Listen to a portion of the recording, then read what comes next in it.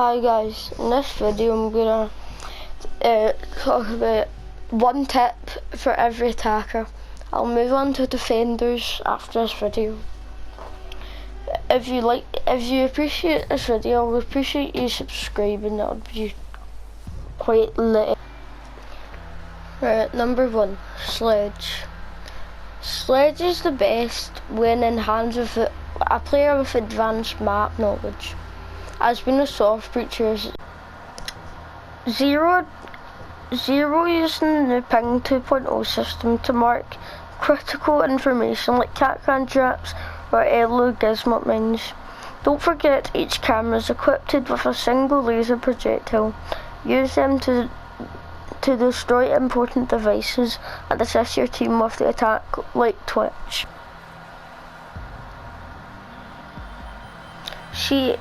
Cecily has infinite drones as Vigil is scared. Each Shelima drone detonates 3 times. For Carly, use cheeky angles. Never use a sniper at close quarters, but rather on places like coastline, second floor hallways.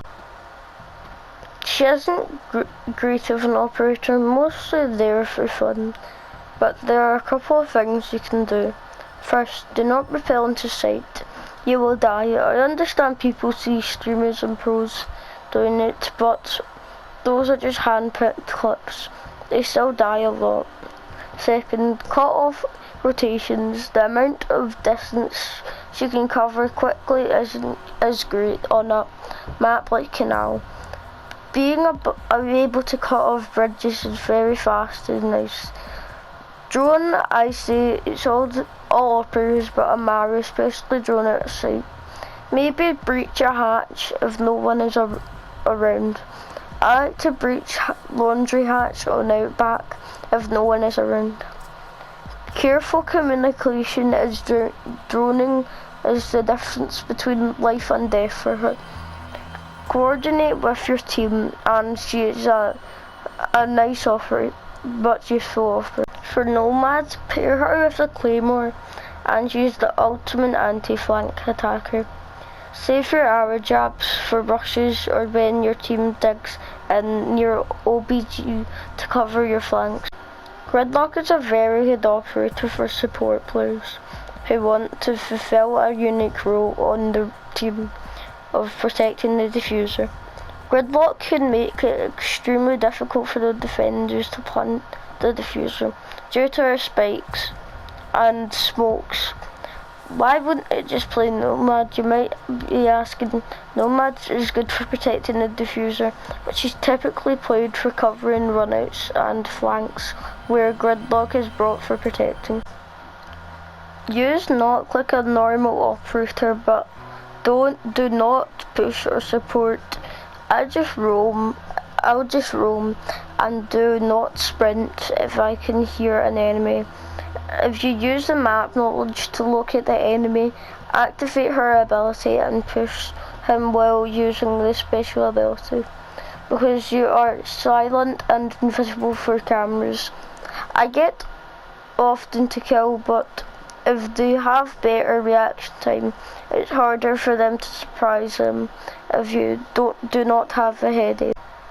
Play Maverick like a lone wolf. Cut the wall above your body. Consider a suppressor. Drone before cutting. Never roam alone. When it's just you left, ditch the shield. You can slow multiple enemies at once. When the allies are trying to shoot around you, don't move.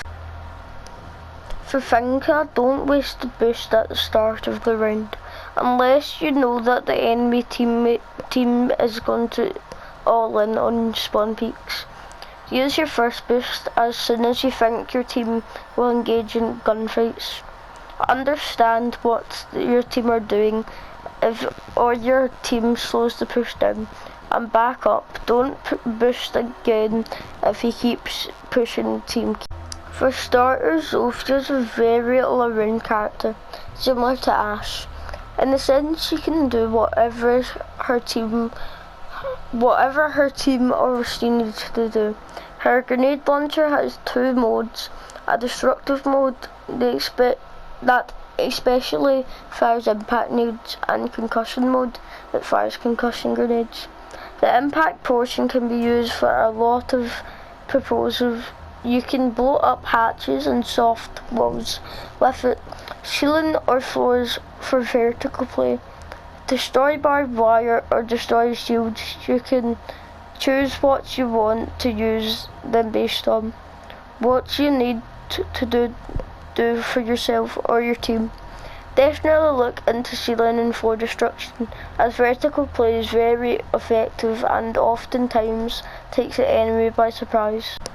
For Docker Bay, best to use the logic bombs as your team makes a push for the objective, to both add an extra bit of confusion and to let your teammates know where you are.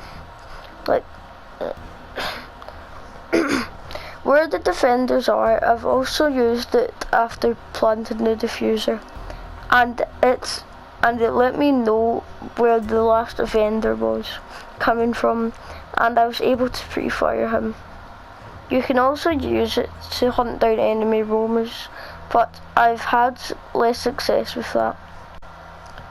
Most people use the ability to find the enemies. I think it should be used to freeze them. That's why it's OP when you can use it once the diffuser is planted. Every second is crucial for the defenders, and having to freeze screws you over a big time. For Yang, use the 2.95 LSW. Yang's LMG huge mag with a low reload time and an OK-ish damage moderate recoil, but a slow fire rate. The 612 is a shotgun that can be super powerful for pushes. When you know that you are always going to be CQB, for example, Charlotte Kitchen Trophy. Q929, Young's only pistol. It's a pistol from Medicore magazine capacity and good damage output. Breaching charges can be used if you want. Use vertical play from the floor above, or if you want to play to perform an unexpected hot breach with Young. With the claymore you can protect your back and have a notification when someone is about to flank you. Don't have your ability turned on at all time, but mindfully turn it off when necessary to avoid static vision. Focus on scanning footprints while remain silent from any roamer near. Drone out the position when you think someone has left footprint. Use ACOG for her rifle, and for her pistol the SMG sidearm sprays all over the place and I just can't get the hang of it. For her gadget, if the team has ways of opening the objective, then I usually try to find a place where I can open multiple walls in a straight line by placing all three charges next to each other and give sight on the objective. I also prefer to open walls from further away so I can make use of my ACOG. So when playing Buck, it's all about map domination. Either from above or below, interfere with enemy positions as much as you can make enemies move away. As soon as they hear you, breach nearby and then surprise them with different angles or flush them out with frags. Blackbeard's role is a perfect angle holder or point man for your team that can consistently get important frags for your team. Compared to the other angle holders such as Glaz, due to his shield and significantly better at firearms, Blackbeard is the most cases the better option unless you're using smoke tactics. If you run the AR, run flashes to give you fragging advantages, since you will lose out the defenders with SMGs with higher rate of fire, so you can blind them to get the advantage. If you run LMG, ammo isn't a problem. Run Claymore for extra rotation denial, and helps when you need reload the LMG. Takes 7 seconds to reload it.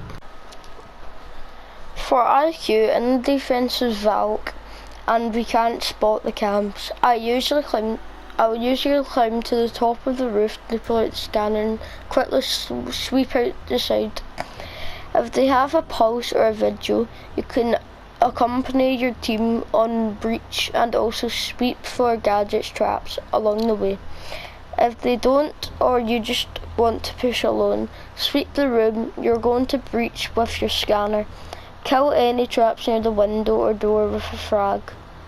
Drone out the room and enter. The frag grenades are especially helpful for extra sun cover. For Blitz in its current meta, shields aren't very well loved, since they're often not fully covered by their own shield. With that said, I still think they can be very useful on maps with small rooms, lots of tight angles.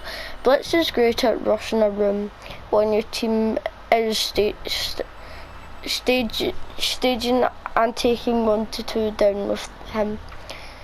Even when he doesn't survive the encounter, the ability to take out a defender or 2 and allow the rest of the team to get a beachhead is very good. For Fuse, don't put cluster charges at windows if you can avoid it. The defenders will hear you and know exactly where to shoot. Instead, place them on ceilings above the defenders so that pucks rain down upon them. Not only will it be harder to wallbang you, it will be harder to hear you in the first place. This is why Fuse is more optional when attacking objectives with destructible ceilings. With Monty, you'll need to practice, stay together, don't be afraid to retreat, be unpredictable, be aggressive, herd the enemy melee and plant the bomb. They're the main stuff that you need to do with Monty. Glaz has to be by far one of the most strongest attackers. I've used his potential with his high damage of 180, 153 suppressor, and his armor 2 with a speed of 2. He is very versatile.